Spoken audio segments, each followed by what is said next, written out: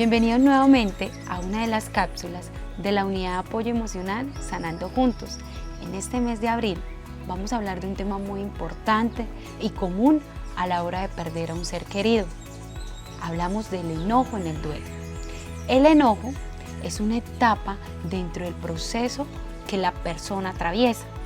Vamos a mirar cómo el enojo se puede transformar en la ira. Hay una diferencia entre enojo e ira.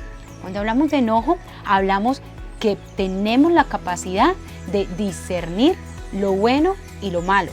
Por ejemplo, estoy disgustado por alguna situación que no me gustó, pero puedo controlar mis impulsos, puedo controlar mis actos, conductas que pueden herir a la persona o a la situación como tal. Hablamos de una ira. La ira sí es todo lo contrario. Es esa manera de no tener un control de impulsos y que podemos expresar nuestro disgusto, nuestra ira de una manera violenta, de una manera que sí puede herir a la persona o a la situación. Existen algunos tipos de enojos que son muy comunes en un proceso de duelo. El primero, hablamos de un enojo conmigo mismo. Es decir, por ejemplo, si yo hubiese estado con él, no hubiese muerto solamente él en ese paseo, yo estaría con él o hubiésemos muerto los dos.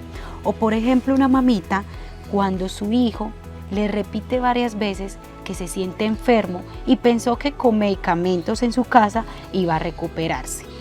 La segunda, hablamos de un enojo con mi círculo social, es decir, por ejemplo, esas personas que estuvieron a la hora de ese accidente que lamentablemente pierde la vida a nuestro ser querido. O por ejemplo, ese papá que vio a su esposa cuidando a su hijo en casa por alguna enfermedad y pensó que con los cuidados o medicamentos que se encontraban allí podrían sanarlo. Es por eso que en ese enojo puede presentarse la ira o incluso vengarse de esas personas que en ningún momento pudieron ayudarlo a prevenir su muerte.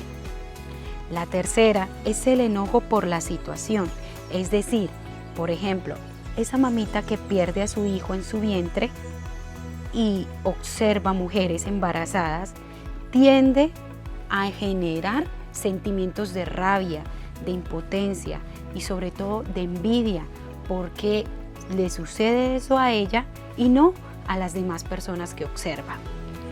El cuarto, hablamos de un enojo con Dios. Aparecen preguntas como por ejemplo, ¿por qué nos pasa esto a nosotros? ¿Por qué a él o a ella si era tan joven, si tenía tantos proyectos de vida? El enojo es normal en un proceso de duelo, es aceptable, por eso se debe permitir la liberación de todos esos sentimientos negativos que nos afectan en la vida. Como psicóloga puedo decir que estos sentimientos pueden durar más o menos 3 meses. Si nos identificamos o identificamos a alguien que está viviendo estos sentimientos, nos podemos ayudar de la mano de un profesional. No siempre podemos liberar o más bien podemos llevar este manejo de emociones sanamente. Recordemos que una persona en duelo no necesita una mente brillante que le hable, sino un corazón paciente que le escuche.